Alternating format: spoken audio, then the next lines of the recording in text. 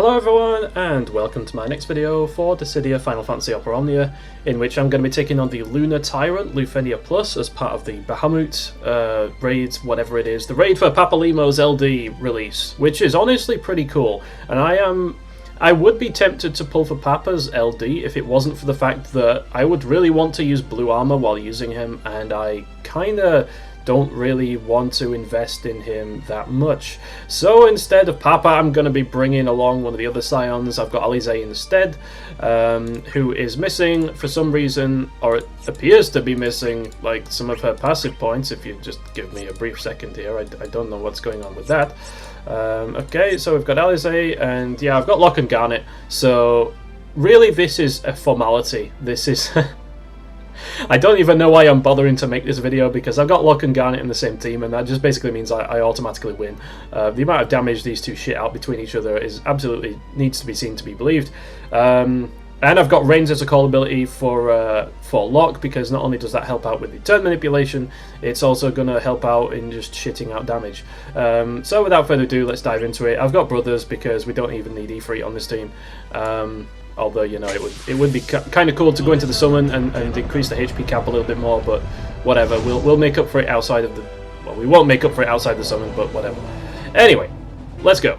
He's got this mannequin on the side, which seems to have some sort of invisible 50% damage reduction buff, which is insane. I don't know what's going on with it. It just doesn't seem to get hit very hard. And the main boss... the Luffy Orb condition is that you need to deal at least 300,000 HP damage in the second turn of a single character's consecutive turns. So basically you need a character capable of taking consecutive turns. I've got Alisaie for that. And within those consecutive turns you need to do at least 300k damage. I think it's, by the description, it's on the second dump. It might be both turns combined. I am not 100% sure of that. I honestly don't think it matters very much, because you're probably going to meet the condition anyway. Let me go in here with a thunder, like drop the imperil. We'll get the brave regen boost here. I will drop Iroha. Iroha's call ability, by the way, this is something I only just discovered. Well, I actually think I read it. I read it from someone on Reddit, and it does actually stack with Locke and Jecht's selfish brave retains as well. So if you have Iroha as an LDCA and you use someone like Locke or Jecht, the effects stack, so they're just going to retain an absolute monstrous shit ton of bravery after they use it, which is kind of cool. I like that. I like that a lot.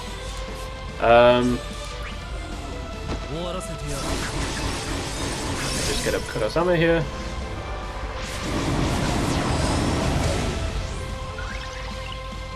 Kind of probably shouldn't use like the level 2 LD, so I'm just gonna use this.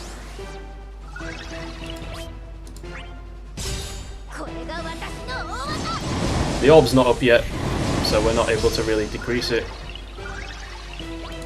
I'll just use the skill 2 for splash damage. We know how it goes with Locke. Okay, which buff did we get? That's the only thing about disabling the Star Wars credits, is that you can't see which selfish buff Locke gets, which is kind of a shame. Alright, yeah, we got the one we wanted. Alright, excellent. So let's go in with his first finisher, get that enemy defense out of the way.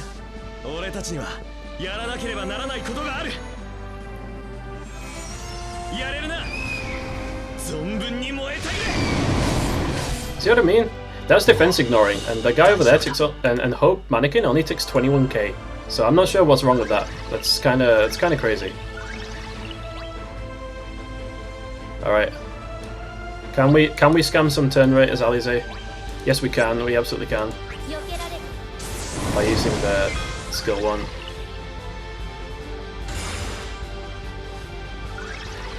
Oh, okay.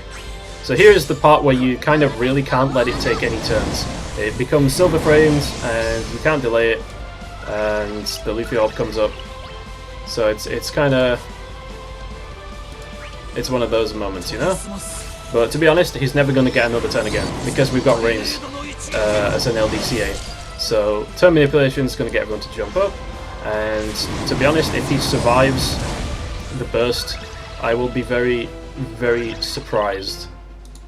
Okay, let's LD. I've been very stubborn about not bluing Alisaie, but I mean she kind of earned it, you know. But I still ain't doing it.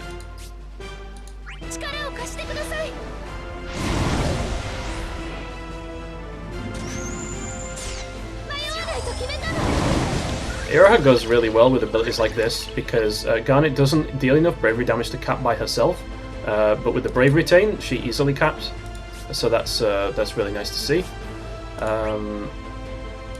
Let's go in here, give the turn to Alisaie.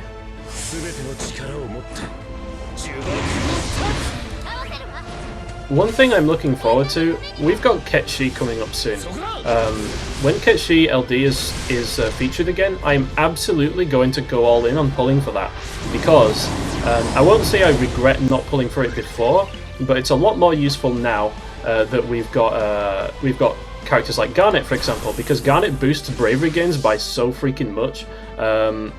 That being able to use Ketshi LD, it's like Alisaie LD is surprisingly really strong for the person you use it on. Ketshi is kind of like that for everyone, and I want that. I want that very much.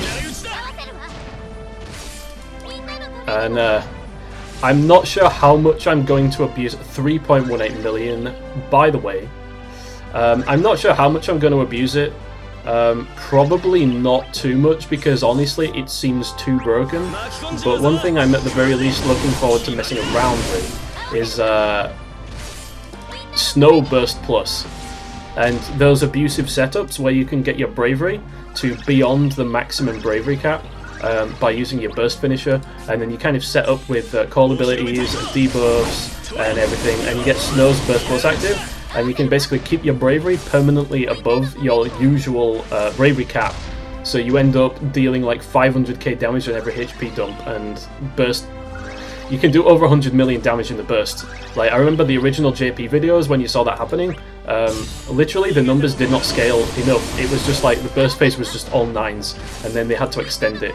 And now you see the ridiculous shenanigans we've got going on in the fucking Force era with like Rinoa's Force weapon burst phase dealing 300 plus, even 500 plus million damage, which is literal Disgaea territory. I don't know what's wrong with the power scaling in this game.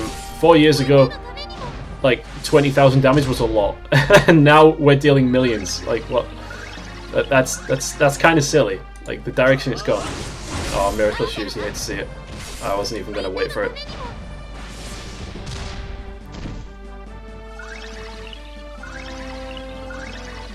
Well,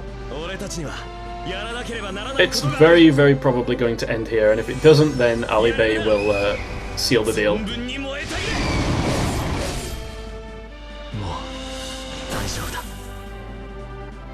Oh wow, 1%. You lived on 1. You straight up lived on 1.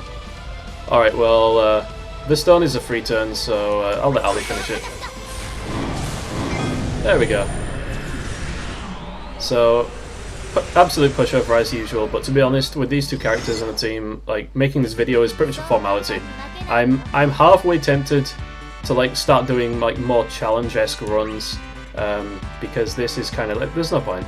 But I'm looking forward to Gilgamesh actually. I might just like meme around with Gilgamesh and just have some fun with him when he comes out. See how high I can sort of pump his damage. Really looking forward to that Ketshi LD. That sounds like a silly thing to say, but like I unironically do want to get that as a call ability, so I can start messing around with it. Anyway, thanks everyone for watching. I hope you guys all enjoyed, and until the next time, take care and goodbye.